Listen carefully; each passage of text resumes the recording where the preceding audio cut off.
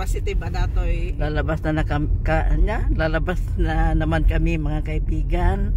Magandang panahon ngayon pero malamig. Negative niya matatayan. 20. Negative 29 but feels Like 40 nabasa ko kanina. Kaninang umaga. Mm-hmm. Ngayon medyo okay nang konti pero sobrang ay dito pala ako na ano. Oo, pag ganun hindi tayo lumalakad ng pag ganun puro dito. Yan mga kaibigan, malinis na ang kalsada. Wala nang snow pero sa gilid makita nyo ang natumbok ang paligid. Ayan, sa paligid ng Ontario, nag-snowstorm dito, extreme cold warning naman dito. Doon maganda yung weather pero snowstorm ay babajay kwada.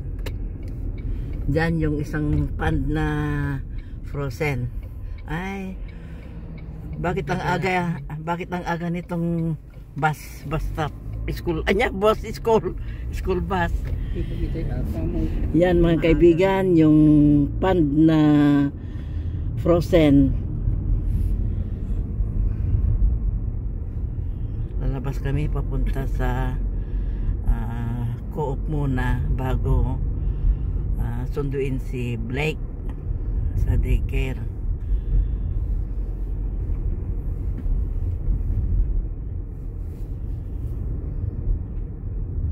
Malamig talaga yung mga sasakyan pag malamig, umuusok. Yan may kaibigan, sa tabi-tabi na sa harapan ng mga bahay natumbok yung mga snow. Yan.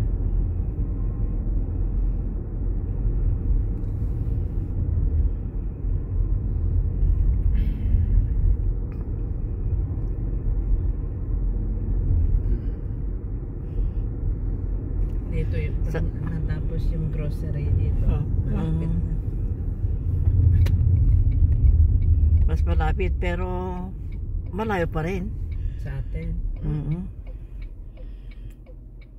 Ayan yung pinapatayong yan siguro condo yan o apartment. 6 floor. Ito yung mga snow. Puting puti.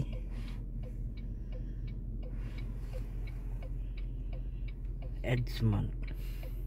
Dito sisilpo ti ruangan na townhouse.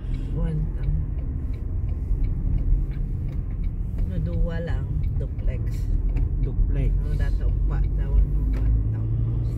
Malapit ba dito yung Co-op?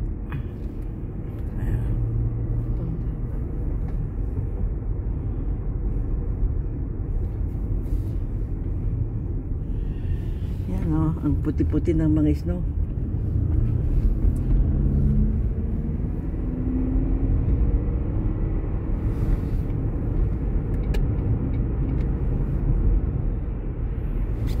Silawan niya minda tulikwa screen.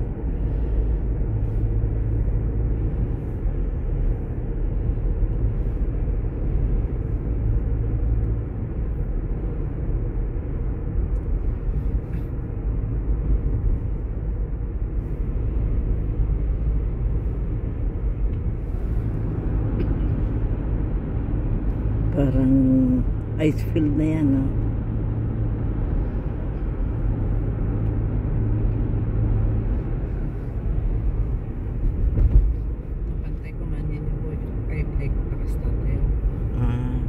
Pero malapit na dito yung Co-op.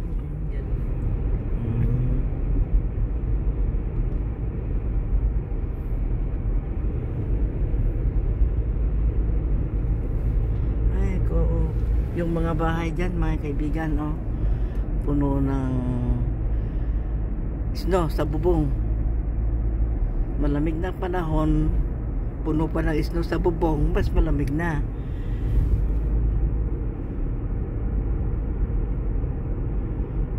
Mabuti na lang walang brown out dito sa Canada. Meron, pero sandali lang. Minutes. At saka bihira lang kung ka-brown out.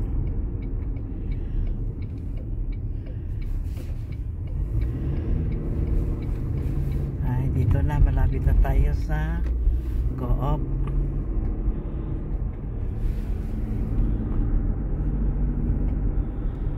Ay, kabundok na. Ayan, nakarating na kami dito mga kaibigan sa Co-op. Grocery.